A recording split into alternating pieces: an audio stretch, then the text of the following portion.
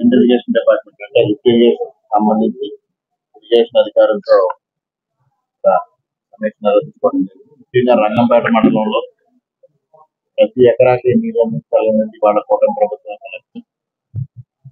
దానికి నేను 2014 నుంచి 19 వరకు ఎమ్మెల్యేగా ఉండగా చాలా కృషి చేయడం జరిగింది.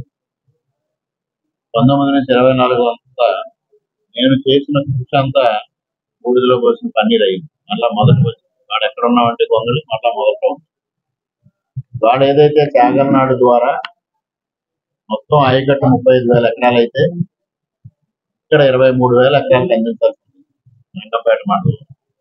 అది 2,800 ఎకరాలకు అందించే పరిస్థితి.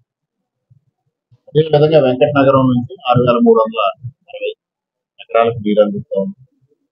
అదేవిధంగా పుష్కరం నుంచి 2,800 ఎకరాలకు నీరు అందిస్తాం. ఇవాళ మొత్తం ఆయకట్టుకి నీరు అందించాలంటే 5 సంవత్సరాలుగా కాంట్రాక్టర్లుగా ఏదైనా పెండింగ్ తీసుకోవడం. చాగల్నాడుకి సంబంధించి పెండింగ్ బిల్స్ అంటే మెషినరీ రిపేర్స్ కానీ, మానవుల మెయింటెనెన్స్ కానీ, కూలికి చేతలకు కానీ దాదాపు 7 కోట్ల రూపాయలు పెండింగ్. అదే వెంకటనగరానికి సంబంధించి 5 కోట్ల రూపాయలు పెండింగ్. దానివల్ల ఎవరు కాంట్రాక్ట్ ముందుకు రాయాలి. మొట్టమొదటిగా మా ప్రథమ ప్రాధాన్యం ఇవాళ ఈ సీజన్ లో ఖరీఫ్ సీజన్ లో ఏదో ఒక విధంగా ఇవ్వగలిగినంత నీరు సక్రమంగా ఇవ్వాలి. దానికోసం కాలువలు చేయాలి, బ్లీచింగ్ వర్క్ చేయాలి, అక్కడ పంపు మెయింటెనెన్స్ చేసి చేయాలి. దానికోసం కనీసం 25 లక్షలు 50 లక్షలు మినిమం కావాల్సి వస్తుంది. దాన్ని ఏదో ఒక విధంగా సమకూర్చిన రోజుల్లో వారికి అందించి దాని ద్వారా మొట్టమొదటిగా వాడు నేను ఇరిగేషన్ అధికారులు కూడా హామీ ఇచ్చింది. నిరంతరం ఈ పంట అయ్యే వరకు రంగంపేట మండలంలో నేను క్షేత్రస్థాయిలో ఉంటాను. మీరు కూడా క్షేత్రస్థాయిలో ఉండండి. మీకు ఎక్కడ ఏ సపోర్ట్ అవసరం అయితే ప్రభుత్వం తరఫు నుంచి అంత సపోర్ట్ నేను ఇస్తాను. మీరు రైతులకు సహకారం అందించండి. పెద్ద ఎత్తున ఒక ఉద్యమం లాగా చేసి రైతులకు నీరు అందించాలి. నెక్స్ట్ సీజన్ కి ఇవాళ మరలా జాగల్నాడిని ఈ పంట అయిన దాన్ని మరలా రిపేర్ చేయాలంటే 9 కోట్ల రూపాయలు అవసరం అవుతుంది. అదేవిధంగా వెంకటనగరాన్ని రిపేర్ చేయాలంటే దాదాపుగా 4.5 కోట్ల రూపాయలు అవసరం. అదేవిధంగా పక్కనున్న రాజానగరం, రాజమండ్రి రోడ్డు శాసనసభ్యులు కూడా కలుపుకొని ముఖ్యమంత్రి గారి దగ్గరికి వీటికి నిధులు సాధించి వచ్చే సీజన్ పూర్తి స్థాయిలో నీరు అందించడానికి కృషి చేయడం భాగంగా ఇవాళ మాట్లాడారు. అదేవిధంగా AP SIDC irrigation development corporation including కూడా రావడం జరిగింది. ప్రధానంగా పెదపూడి మండలంలో రామేశ్వరం గ్రామానికి లిఫ్ట్ ఇరిగేషన్ అవసరం ఉంది. దానికి ప్రతిపాదన తయారు చేయాలని అన్నాం. అదేవిధంగా కరకుదుకి గతంలో లిఫ్ట్ ఇరిగేషన్ స్కీమ్ ఇస్తే నేనుండగా కొంత పని పూర్తయింది. ఈ 5 సంవత్సరాల పూర్తిగా పడకేసి ఇవాళ రైతాంగం మారిన పరిస్థితుల్లో లిఫ్ట్ ఇరిగేషన్ కంటే వేరే ఆలోచన చేస్తా ఉన్నారు.